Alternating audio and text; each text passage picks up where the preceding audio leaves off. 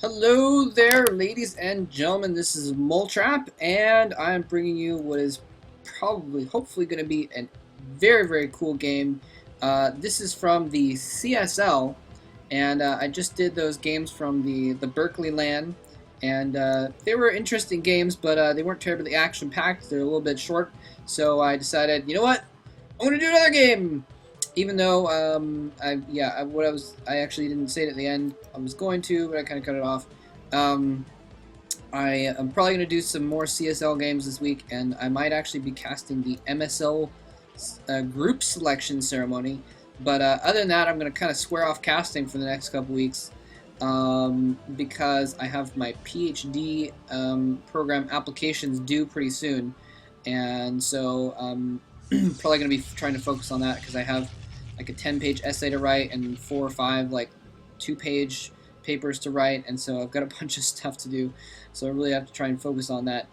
And so I'm going to kind of swear off StarCraft for a little bit. Anyway, but this is from the CSL. This is one of the recommended replays, and this is actually, you're reading that correctly, this is Nony versus MasterAsia, and yeah, so this is going to promises to be a good match. Nony is back.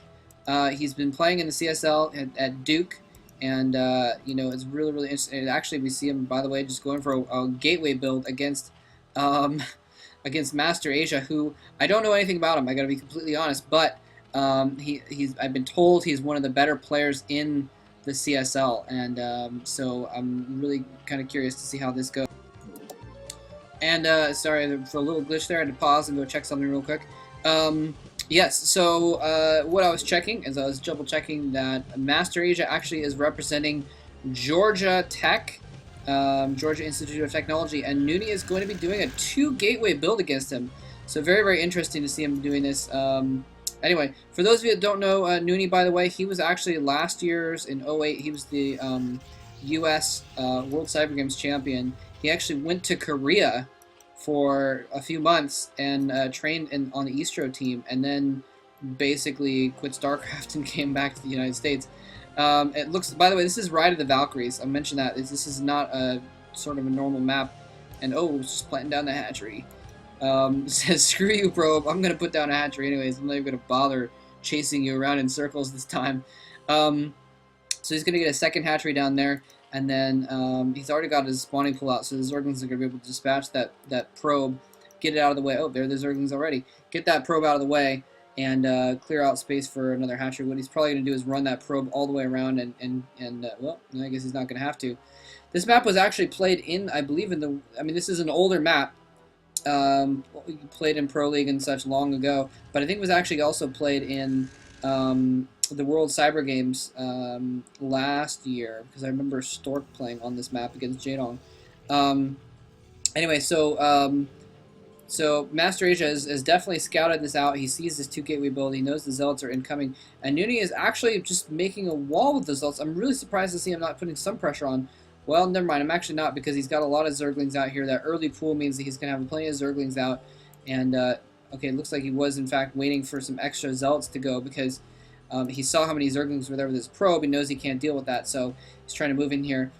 Anyway, so it should be very, very interesting to see how this game goes, because Nony he's one of the top form players ever. You know, he was basically what I would say the top foreigner last year, but now he's been out of practice. He has been practicing for a long time, so let's see how he can face it in kind of an out of practice form. And here he's going with a bunch of Zealots against these Zerglings. There are a lot of Zerglings. I think the Zealots are more than a match, though. He's microing them out of the way, but he feels that he's got to run out of the way and try to get to a better position, but he gets surrounded and caught, forced to just kind of fight on the run, and he's probably going to lose these last Zealots as well. He had some more Zealots coming to reinforce, but he's just going to have to run away. There's just too many Zerglings there. I think he was hoping that MasterAsia would go for more of an economy after those initial Zerglings and not have that many Zerglings, but his economy is low, though, because of that. But he has a ton of Zerglings coming here, and Nony's going to have to be careful. He's going to have to watch his ramp and make sure those Zerglings don't get in there, although it looks like he's not trying to get them speed upgrade or anything like that. He just got a massive Zerglings, so this wall of Zealots is now not going to be broken.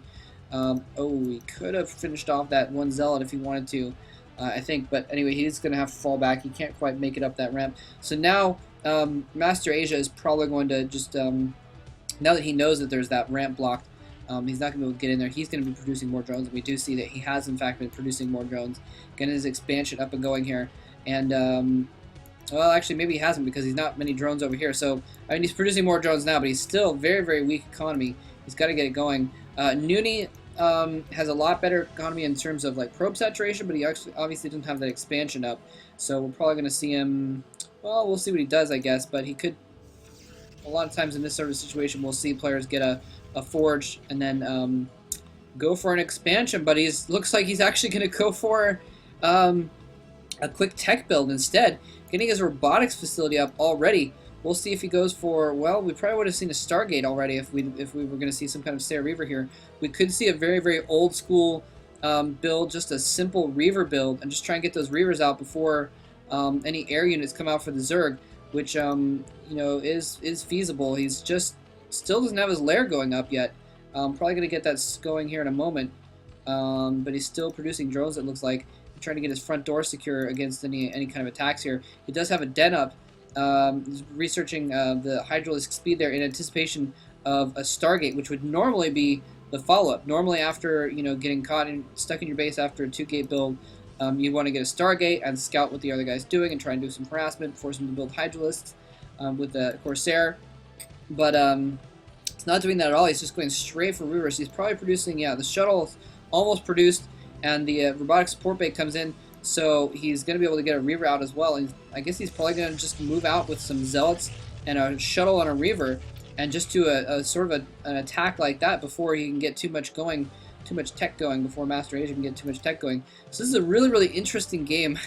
Kind of abnormal builds ending up happening from both players.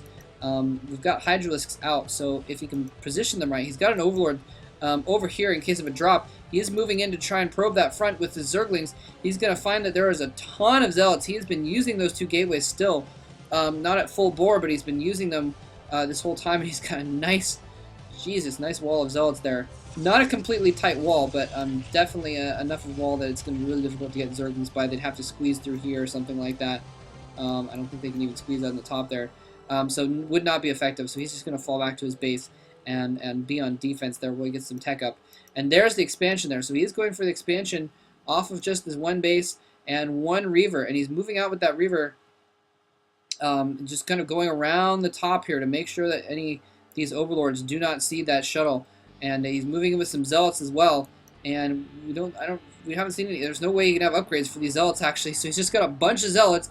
And here he is moving in here. The Reaver is coming in to follow up. The Zealots are waiting for that Reaver. He's probably going to attack, move in there. Yes, so he's going to attack in. And there they go. The Zealots come in and start taking the first hits. The Reaver drops out. If you can get a nice Scarab in the group of that group of Hydralisks, it'll be really, really bad for MasterAsia. The Sun Colony's targeting the Reaver. Scarab does not go off. He needs some Scarabs to go off there. Finally, a Scarab goes off in the midst of the Hydralisks. He's targeting the Reaver. He needs to save. Oh, barely saves the Reaver. The Zealots surviving and manages to barely save that Reaver. I think it probably could not have taken another sunken hit, and has broken this front with the help of that Reaver. Is now going to work on the economy there. He managed to save the drones, but there are still several Zealots left alive. They're all pretty badly damaged though, so he might be able to clean this up before too long. But